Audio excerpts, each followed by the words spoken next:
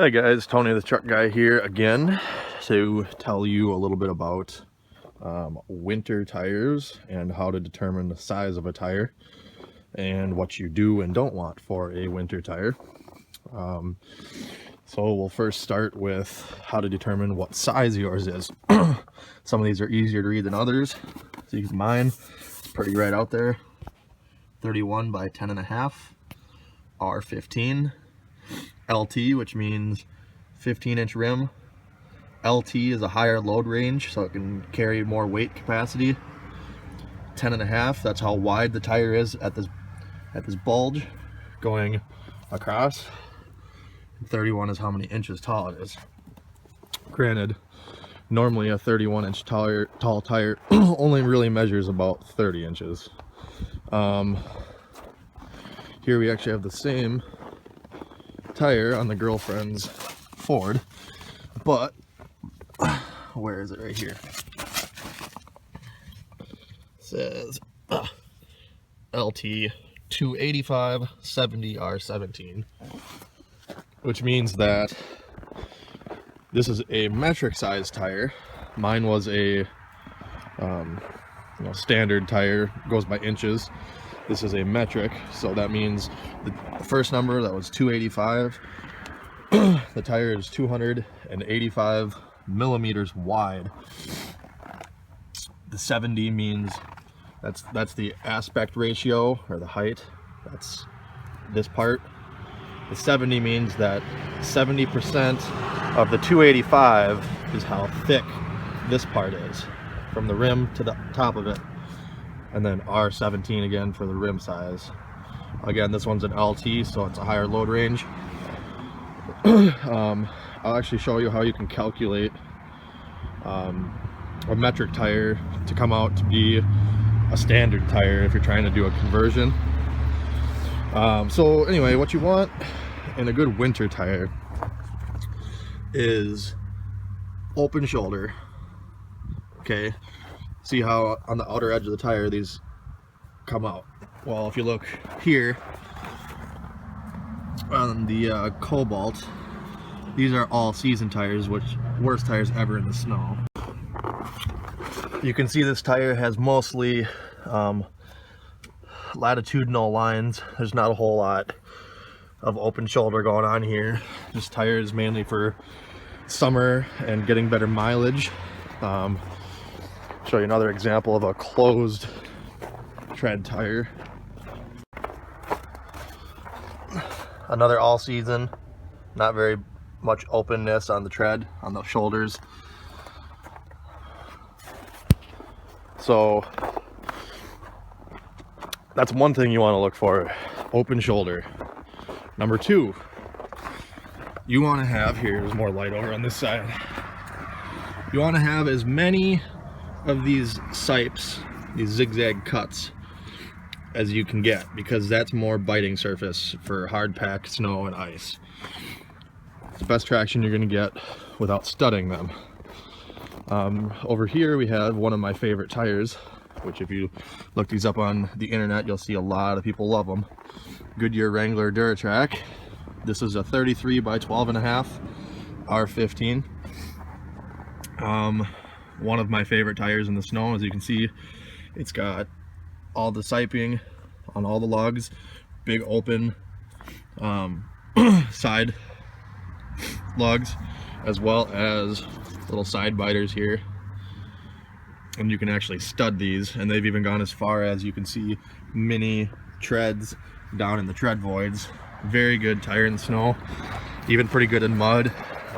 My favorite all-around tire, as a matter of fact. And then this here is what they call the mountain snowflake symbol, which is one step above mud and snow.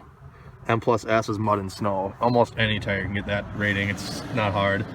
The mountain snowflake, though, you can only get if the tire meets specific criteria for snow. I know that the BF Goodrich all-terrain has that symbol on it as well. So those are very good tires in the snow. I'll show you an actual full-on snow tire in a little bit here. These are more for truck use. You're not really going to be able to get a Duratrack or a Goodyear in a smaller car tire size. Here's actually another set of Duratracks, 31 by 10.5 on a 15. These actually have 10 wheeling trips and about 20,000 miles on them, and they're still half or more tread, so they're a good tire. Here's a common misconception. This is my Jeep over here. We got 35 by 12.5 on a 15-inch rim, Goodyear Wrangler MTR with Kevlar. Great tire for off-roading. A lot of people are going to look at it and say, oh, it's got open shoulder, big groove, little rubber band right there, biting edges, great in snow. Well, not really, because these are just tread voids. They're not actual small cut sipes like you saw on the Duratracks. These are all main lugs, and if you grab the rubber, it's actually pretty stiff. So these tires would not be a good choice for on the road as far as hard pack and ice, because of the huge lugs. They would be good in deep snow because they would pick up, you know, large amounts of snow and throw it. It'd be almost like having them in mud if you're in deep snow. But for most people that are on the road, you want to dig down to the pavement to get the best traction, which we'll talk about that in a minute. You want a skinny tire, not a fat tire for snow. Another thing to mention is the more rubber you have, the better. This tire is a P, which means passenger, so it's a low weight rating. It's only for passenger cars. You're not wanting this on your truck. 205, so 205 millimeters wide, 55% of that tall, 16-inch rim. Anything this middle number, 55 or lower, is considered a low pro. I was going maybe 15 miles an hour around a corner with this car the other day.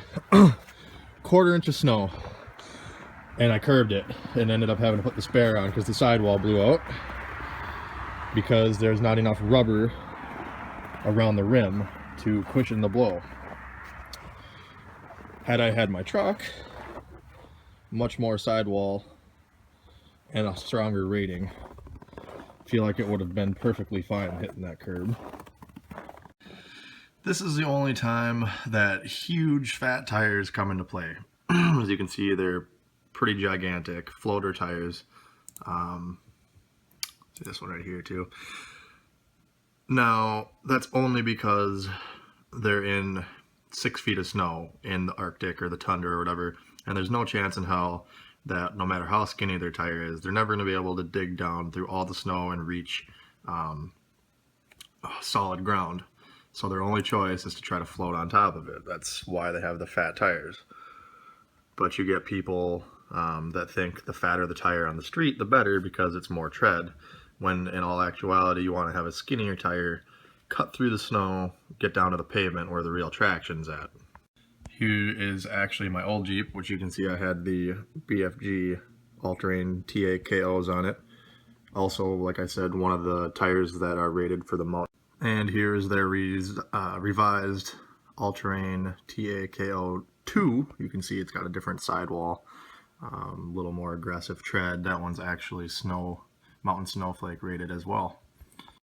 Now, the two biggest sites I use for buying tires is Discount Tire and Tire Rack. If you go into Discount, you can actually see there's a section right here that says winter tires. Okay, so you can put in your vehicle or shop by size. So I'm going to do that quick. So I just went ahead and searched the 205, 55, 16 for that Cobalt that I bashed the tire in on. So you can see they have them rated here. Better, better, better. There's a lot. And the further you go down, best, best, best. And you know, they go by price and everything. So if you click on any of these snow tires, you're going to see a lot of them are pinned for studs, which is illegal in a lot of states actually, but it's got an open tread, lots of zigzag siping, a lot of biting surfaces. These are purpose intended for hard packed snow and ice. they're only supposed to be used in the winter because they're softer. So they have, if you run these in the summer, they're going to wear out super quick, and your vehicle's not going to handle as well because you have a much softer tire. These are, winter only. You should ideally have 2 sets of tires. A summer tire that's more of an all season, that'll get you better mileage, and then a winter tire that'll get you better traction. Again, open shoulder, siping. That one's not pinned for studs. This one looks like it is, but you'll see, all of them are pretty much the same as far as open tread, zigzag, and they're all pretty close to the same tread depth too. So, if you can't afford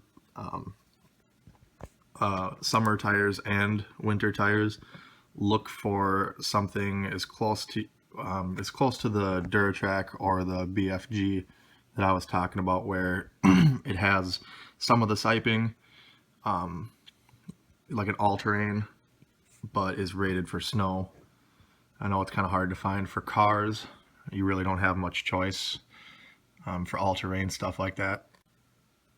So here's TireRack.com, and this is why I like this site. On your left column here, it says all the sizes, and it'll list all the specs for it, how much it's rated to carry, what's maximum inflation, pressure, how deep is the tread, how much does the tire weigh, all that stuff. So let's just say, like I've been preaching, skinnier tires better for winter. So let's just say you normally have this 255 70/16 tire.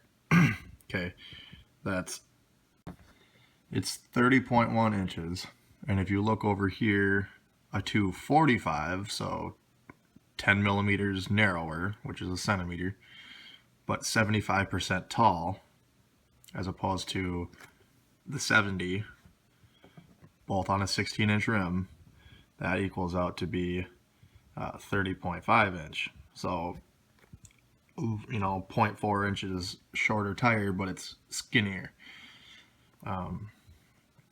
Sometimes it works out like that, sometimes it doesn't. You can usually find replacements that are skinnier and the same height or a bit taller. If you do a little research, like I said, you can use Tire Rack like this and kind of compare them.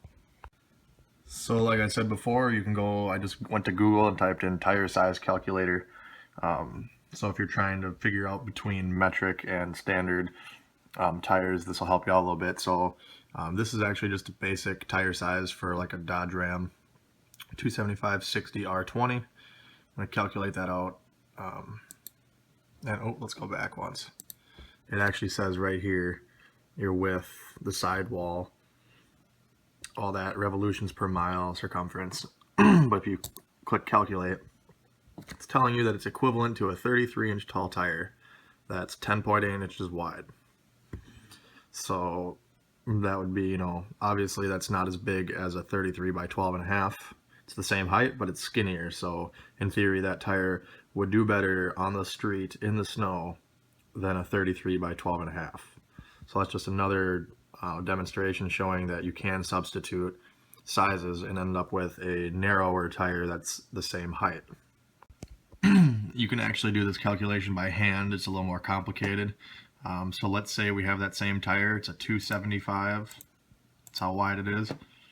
The second number is 60 for the aspect ratio, so that's 60%. So we have to multiply by 0.6. That's 60%, and we get 165 millimeters tall. Now, again, that's only from the rim to the outer edge of the tire, and we're taking into account the entire height of the tire. So we also need to take that number and multiply it by 2 because we need to count the bottom as well. So we're going to take that number times 2, 330 millimeters of rubber. Well, according to this millimeters to inch conversion, 330 millimeters is just about 13 inches, which now you add in our rim size, which is 20 inch, and we're looking at a 32.99 inch tire. And this says 33 inch, so very close. You can calculate it by hand, but usually a calculator works best, or just going on Tire Rack, like I said. and looking it up for yourself. Here's a picture of snow tires with studs for those of you that can run them legally. So whether anyone wants to admit it or not, they spend 99% of your time on the road. So unless you spend the majority of your time in a field or a frozen tundra, stay away from wide mud terrain tires or something like that. Stick with something specialized like this that's, you know, it's got the open shoulder, it's Mountain Snowflake branded with the softer rubber, it has the siping, and tall and narrow. Pretty much all you can do, and that'll give you the best available traction you can get on the road on snow, hardpack, and ice. So I hope this helped you out. Comment with any questions.